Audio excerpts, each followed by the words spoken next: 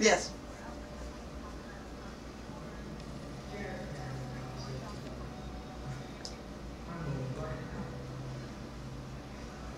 Okay. Mm-hmm. Yes.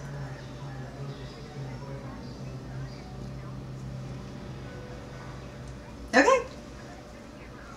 All right. It's on. It's running. Mhm.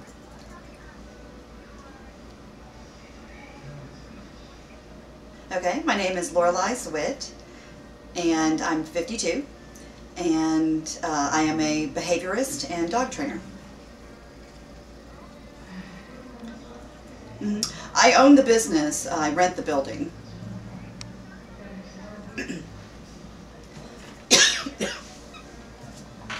The name of the business is My Dog and Me, and we have classes that go on all day, plus we have many other activities going on here. We have agility classes, we have people that come in to practice, we have people that come in to shop, so you know, it's hundreds of dogs that come through here every week. I fell into it, just like a lot of people fall into things. About 20 years ago, I took a dog through a training class, and the trainer said, "You seem to have a knack for this. Do you want to teach some classes for me?" So that's how I got started, and then one thing just led to another. So, worked in the fashion business, and I also am a certified personal trainer. So I spent a lot of time working in the health club business too.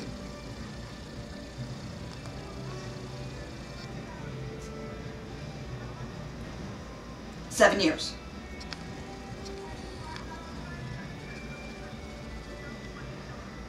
Well, first of all, this is a wonderful area. Houston is a very modern city, so there isn't a lot of historical architecture, but I am originally from Chicago, so I have an appreciation for beautiful architecture. And I knew that I wanted to be in this area, which is called the Heights area in Houston, and it's one of the few historical areas that has been preserved.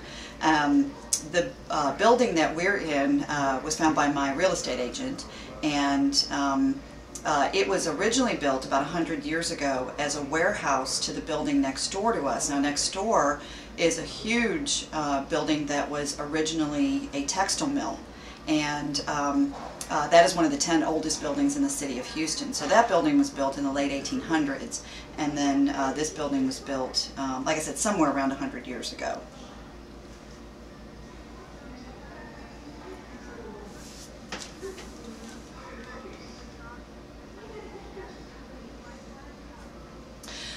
Well, the thing that sort of kind of struck me when we first came into the building was that right after we opened, some strange things started to happen.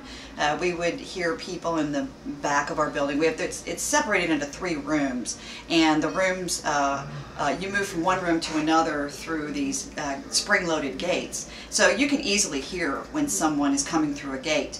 And there were several times, even today it still happens, where we would hear gates opening and closing, but we knew no one was in the back.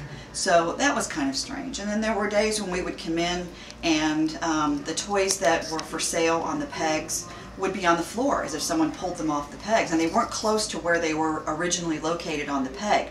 So that happened, once. We thought, well, maybe we just didn't see one of the dogs do that, but it happened several times when we first opened.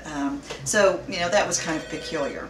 And then I can't remember exactly how long it was after we opened, but the first time it occurred in our training room, I was teaching a class with my Scotty, Thirsty, and he's a very confident dog. He's not easily rattled by things, and he had been in that room several times teaching classes with me, and I went to walk towards the wall that we were speaking of earlier, and he put the brakes on. He would refuse to move. And so I thought, well, that's odd. And so I backed up and turned around, and he was walking just fine. And when he hit a certain point, he stopped moving. He would refuse to go past that point. And so that's when we first started joking about a ghost being in here. But since then, we've had several dogs that have responded very strangely to that wall. And it's kind of random. You get that, Sally? It doesn't happen all the time.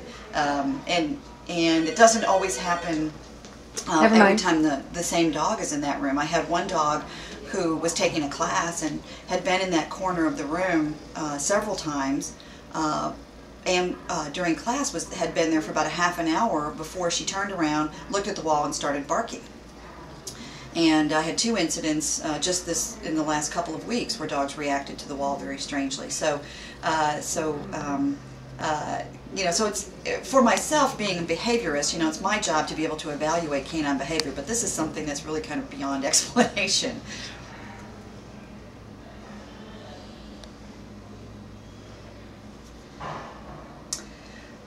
I think it's interesting to ponder, and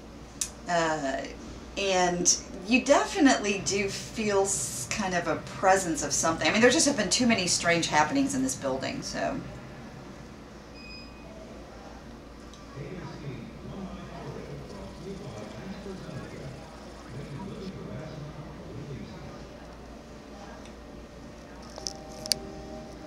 Oh, right. And a lot of times people will wonder, is there, you know, a noise or a smell over there that their dog has responded to?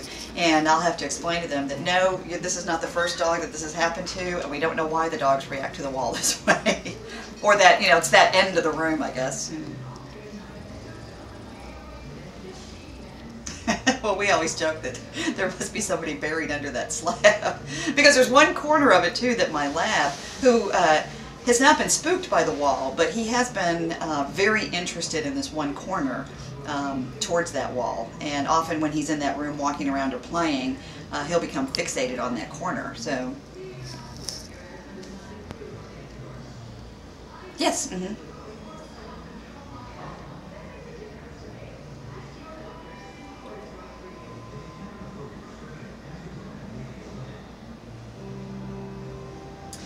Well, I'd really like to find out if she has some perspective on what might possibly have happened here in the past, or what is it about that room, particularly that end of the room, that seems to affect dogs, and why it only happens occasionally. So it's not every dog that's in that room or at that end of the room. It's you know, we could go for 6 or 8 months and, you know, no one responds to it, and then, like I said, in the last couple of weeks I've had 2 or 3 incidents. So so I guess, you know, I'd like to find out if she's picking up on something that either the dogs are picking up on or seeing or experiencing, or perhaps figuring out what may have happened in that room in the past.